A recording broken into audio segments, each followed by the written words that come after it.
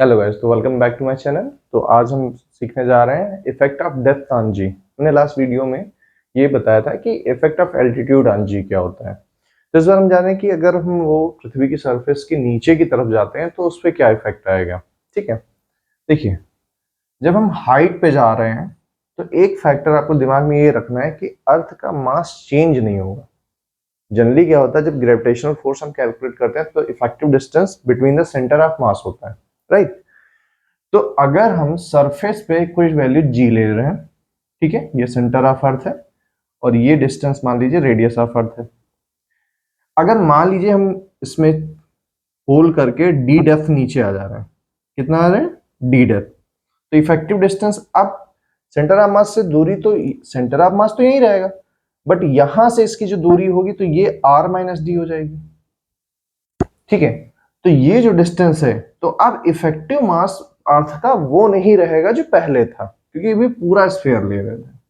तो इफेक्टिव मास ये dotted line से आपको कैलकुलेट करना पड़ेगा। As we know, g is equals to gm by r square, right. अब मास ऑफ अर्थ मुझे वैसे तो पता होता है, लेकिन अगर हम डी डेप्थ जा रहे हैं तो इफेक्टिव मास कैसे कैलकुलेट करते हैं। तो देखिए, इसमें एक चीज है, हमारे पास डेटा क्या है। हमारे पास ये गिवन है कि सेंटर ऑफ अर्थ के सेंटर से वो पॉइंट कितना दूर है, आर माइनस डी टाइम है, और ये स्फेरिकल टर्म ही मान के चल रहे हैं। तो एक तो हमारे पास है वॉल्यूम मिल सकता है, और अगर मास और वॉल्यूम का अगर हम रिलेशन बात करें तो डेंसिटी होता है मास अपॉन वॉल्यूम। तो मास क्या हो जाएगा, मास हो जाएगा डेंसिटी इनटू वॉल्यूम, राइट। तो सरफेस पे जो मास होगा, मास ऑन सरफेस अगर हम बात करें तो डेंसिटी ले लीजिए रो।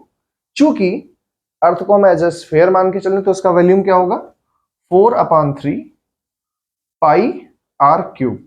ये क्या होता है, एक्चुअली ये आपका स्फीयर का वॉल्यूम होता है। ठीक है, तो जी की वैल्यू क्या हो जाएगी ऑन सरफेस, जी की वैल्यू हो जाएगी g times rho 4/3 pi r cube divided by r square. देखिए, m के जगह पे बस ये वैल्यू पुट करना है, तो ये आर स्क्वायर से आर क्यूब कट जाएगा, तो क्या बचेगा, 4/3 रो जी पाई आर, यही बचेगा क्योंकि आर स्क्वायर कट जाएगा।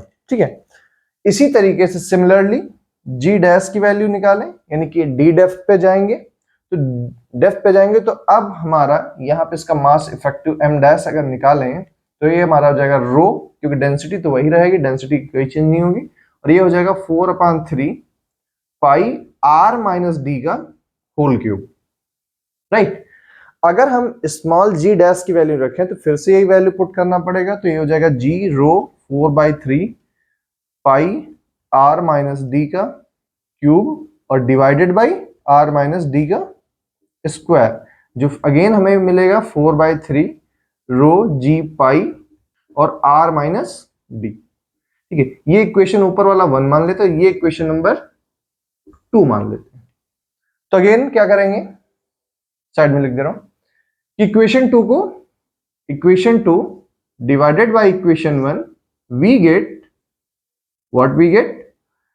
अगर हम डिवाइड करेंगे तो देखो, g dash upon g is equals to, अब देखिए जी 4/3 कट जाएगा, रो कट जाएगा, जी कट जाएगा, पाई कट जाएगा, और बचेगा क्या, r minus d upon r, या in short g dash upon g is equals to 1 minus d by r, ये आप लिख सकते हैं। तो यहाँ पे डी क्या है, डेप्थ है हमारा अर्थ के जिस लेवल पे जा रहे हैं, और आर क्या है, रेडियस ऑफ अर्थ है। ठीक है, तो ऐसे आप न्यूमेरिकल सॉल्व कर सकते हैं। बट आपके लिए मेरे पास एक क्वेश्चन है, आपको ये बताना है कि 1 kilometre above the surface of earth की जी की वैल्यू ज्यादा होगी या फिर 1 किलोमीटर डाउन, ये सरफेस अल्टीट्यूड पे, ये आपको कमेंट करके बताना है। तो कमेंट करके बताइए कि अगर हम अर्थ के सरफेस से 1 किलोमीटर ऊपर जाते हैं तो वैल्यू ज्यादा होगी, या 1 किलोमीटर डेप्थ पे जाएंगे तो ज्यादा होगी। Okay, comment fast and like and subscribe. Thank you.